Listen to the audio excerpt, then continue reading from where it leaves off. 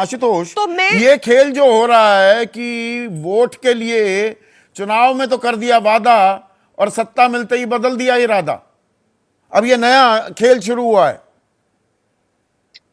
नहीं संदीप, देखिए ये सारी राजनीतिक पार्टियों की एक सामूहिक साजिश है इस देश की अर्थव्यवस्था को दिवालिया बनाने की। इसके अलावा इसका कोई दूसरा जवाब हो ही नहीं सकता है। मैं मानने को तैयार नहीं हूं कि ये तमाम राजनीतिक पार्टियों के पास देश के अच्छे इकोनॉमिस्ट की अच्छा अर्थशास्त्रियों की पहुंच नहीं है। किसी भी इकोनॉमिस्ट से बैठ के बात कर लेते, क्या ये सस्टेनेबल मॉडल है या सस्टेनेबल मॉडल नहीं, वो कह देते सस्टेनेबल मॉडल नहीं है। लेकिन चूंकि आपको चुनाव जीतना है, और चूंकि चुनाव जीतना है और आप अपने 5 साल के किए गए कामों के आधार पे या अपने मैनिफेस्टो के आधार पे आप लोगों का वोट नहीं मांग सकते, इसलिए आप जो वोटर है उसको घूस देने की कोशिश करते हैं। ये विशुद्ध तौर पर घूस है और इसमें तो राजनीतिक पार्टियों के खिलाफ बाकायदा 420 के केस दर्ज होने चाहिए। क्या चुनाव के पहले, और फिर उसको बड़े बड़े शब्दों में क्या कहा जाता है, ये तो सोशल वेलफेयर जन कल्याण योजना है। अरे जन कल्याण योजना चुनाव के बाद होता है, चुनाव के पहले होता है। अब भगत भाइयों, ये जूता ही कल्याण करा सकता है। ये जूते में ही दम है जो पूरे देश का कल्याण हो सकता है और संत रामपाल जी महाराज के एक शिष्य का कल्याण हो सकता है।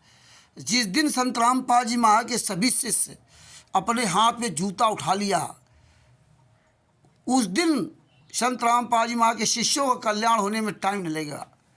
और जिस दिन आप सारे शिष्यों ने जूता उठा लिया, ये राष्ट्रीय समाज सेवा समिति गुंडे, मुनिंदर धर्मार्थ गुंडे, उसी दिन संत रामपाल जी महाराज को जेल से बाहर ले आएंगे। इसी तरह भारत की जनता जिस दिन जूता उठा लिया, उस दिन सारे नेता, मंत्री, अधिकारीगण, वकील, जज सब ठीक हो जाएंगे। और जब तक आप जूता नहीं उठाओगे तब तक ये ठीक होने वाले नहीं है, क्योंकि इन्होंने कानून तो इनके हाथ में है, इनके मुट्ठी में है। क्योंकि जज, अधिकारी, वकील, जज सब बिके हुए, नेता, अभिनेता सब बिके हुए हैं। देख लीजिए, निर्दोष संत रामपाल जी महाराज जेल में यात्रा से रहे और दोषी गुंडे सतलोक आश्रम चला रहे हैं। और सारी पार्टी के नेता, जज, वकील सब पूरी तरह से होकर सब जानते हैं कि संत रामपाल महाराज जेल में है। फिर भी ये गुंडे उन हत्यारों के यहाँ जाते जिन 28 हत्यारों ने 5 महिला, 1 बच्चे की हत्या की, और वो गुंडे खुलेआम आश्रम चला रहे हैं और संत रामपाल जी महाराज जेल में है। और भारतीय जनता पार्टी के लोग जा रहे हैं, सभी नेताओं के लोग जा रहे हैं, सभी प्रदेशों में फर्जी सतलोक आश्रम चल रहे हैं। कोई इनकी संस्था नहीं, कोई इनका ट्रस्ट नहीं, कोई इनका मुखिया नहीं, सिर्फ संत रामपाल जी महाराज की फोटो लगाकर। ये है इस देश का दुर्भाग्य। आज 21वीं सदी का पढ़ा लिखा युवा जो चुपचाप शांत बैठा है, आप शांत मत बैठिए। अब ये जूता वाली, ये हमें आंदोलन करना पड़ेगा, जूता अभियान चलाओ।